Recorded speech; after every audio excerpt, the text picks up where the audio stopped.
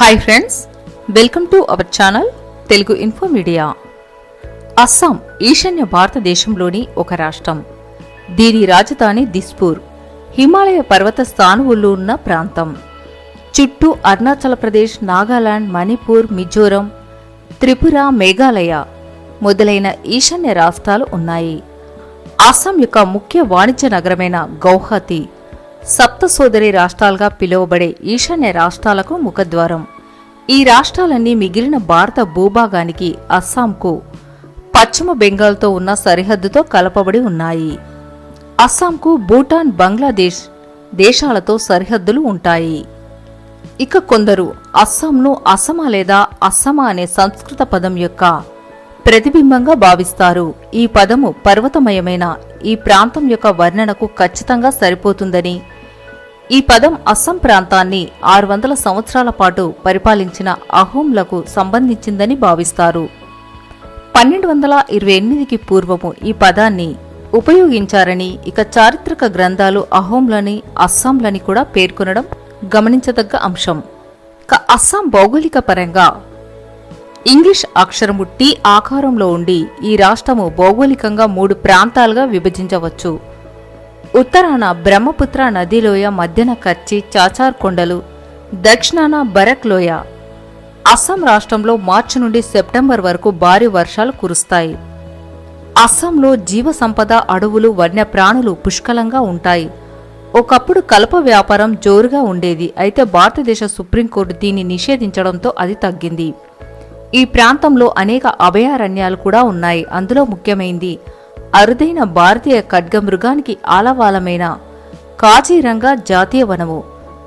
రాష్ట్రంలో అత్యధికంగా వెదురు ఉత్పత్తి అవుతుంది. కానీ వెదురు పరిశ్రమ ఇంకా ఆరంభ దశలోనే ఉంది. వన్యప్రాణులు, అడవులు, వృక్ష సంపద, నదులు, జలమార్గాలు ఈ ప్రాంతానికి ఎంతో ప్రకృతి సౌందర్యాన్ని తెచ్చిపెడుతూ పర్యాటక రంగ అభివృద్ధికి దోహదపడుతున్నాయి. అస్సాం పరిసర ప్రాంతాలు పురాణ కాలంలో ప్రాగ్జ్యోతిషం అనబడేవని మహాభారతంలో చెప్పబడింది. అక్కడి ప్రజలు కిరాతులని అనబడ్డారు. కామరూప రాజ్యానికి ప్రాగ్జ్యోతిషపురం రాజధాని.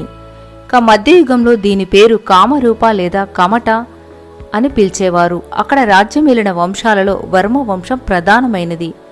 కనోజును పాలించిన హర్షవర్ధనుని సమకాలీనుడైన భాస్కరవర్మ కాలంలో కచారి, చూటియా వంశాలు కూడా రాజ్యమేలాయి. వీరు ఇండో టిబెటన్ జాతికి చెందిన రాజులు. తర్వాత టాయ్ జాతికి చెందిన అహాం రాజులు 600 సంవత్సరాలు పరిపాలించారు. కోచ్ వంశపు రాజులు అస్సాం పశ్చిమ భాగాన్ని, ఉత్తర బెంగాల్ను పరిపాలించారు. ఆ తర్వాత పశ్చిమ భాగం మొఘల్ చక్రవర్తుల సామంత రాజ్యమైంది.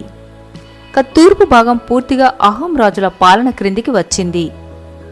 మొత్తానికి బ్రిటిష్ వారి కాలం వరకు ఎవరు అస్సాంను పూర్తిగా వారి ఆధీనంలోకి తెచ్చుకోలేకపోయారు.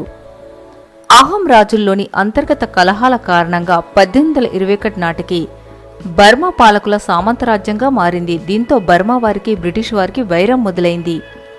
మొదటి ఆంగ్లా బర్మా యుద్ధం తర్వాత 1826లో ఎండబు ఒడంబడిక ప్రకారం అస్సాం బ్రిటిష్ ఆధీనంలోకి బెంగాల్ ప్రెసిడెన్సీలో భాగంగా తీసుకోబడింది.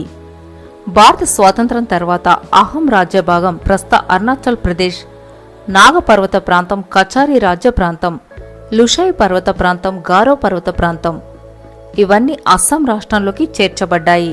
రాజధాని షిల్లాంగ్ నగరంగా ఏర్పడింది. స్వాతంత్ర్యం తర్వాత 1960, 1970 దశకాలలో అస్సాం రాష్ట్రంలోని అరుణాచల్ ప్రదేశ్, నాగాలాండ్, మేఘాలయ, మిజోరం రాష్ట్రాలు వేరు చేయబడ్డాయి. రాజధాని దిస్పూర్కు మార్చబడింది.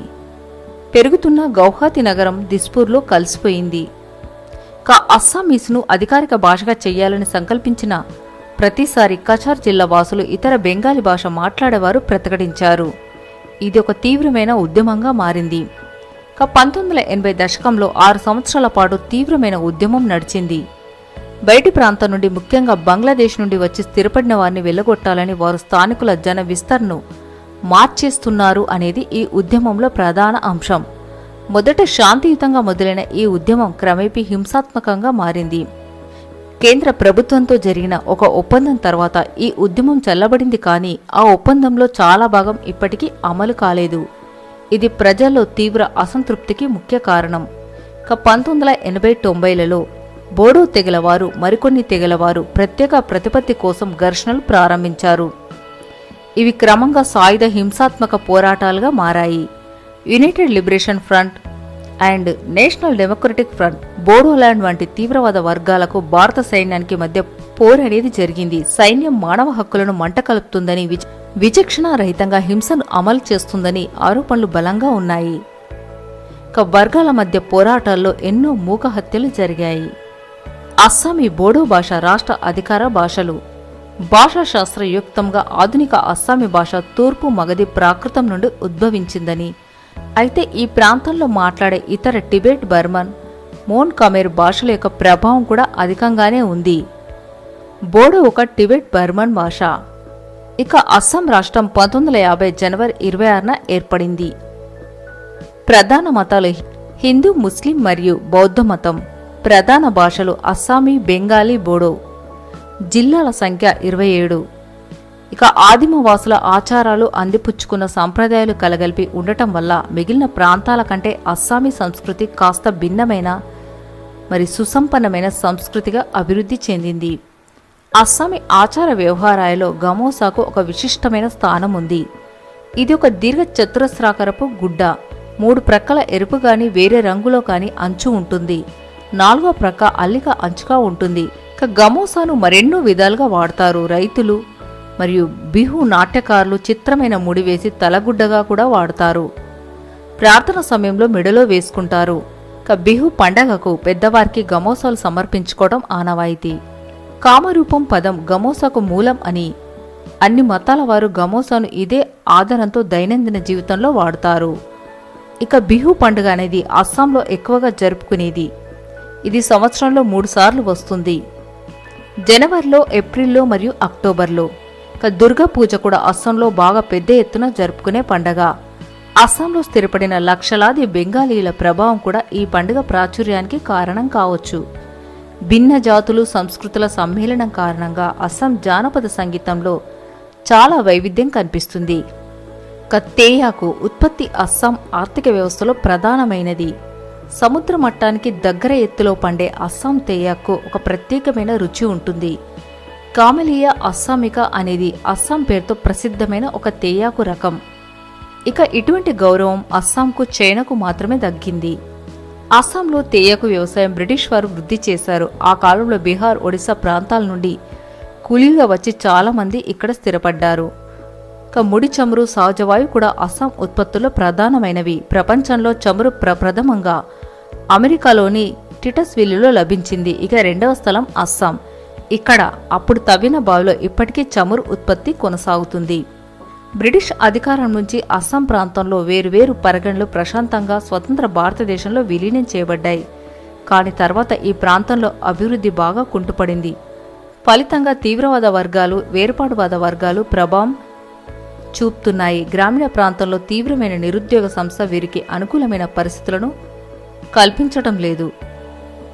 దీనికి తోడు వివిధ తెగల మధ్య వైరాలు, పొరుగు దేశాల నుంచి కొనసాగుతున్న వలసలు, వెనుకబాటుతనం ఇవన్నీ అస్సాంను వెంటాడుతున్న సమస్యలు. కొన్ని తెగల మధ్య ఘర్షణలు చాలా తీవ్రంగా ఉంటున్నాయి. సో ఫ్రెండ్స్, తెలుసుకున్నారు కదా అస్సాం గురించి కొన్ని ఆసక్తికరమైన అంశాలు. మరిలాంటి ఎన్నో ఆసక్తికరమైన అంశాలు తెలుసుకోవాలంటే please subscribe our channel Telugu info media. Thanks for watching.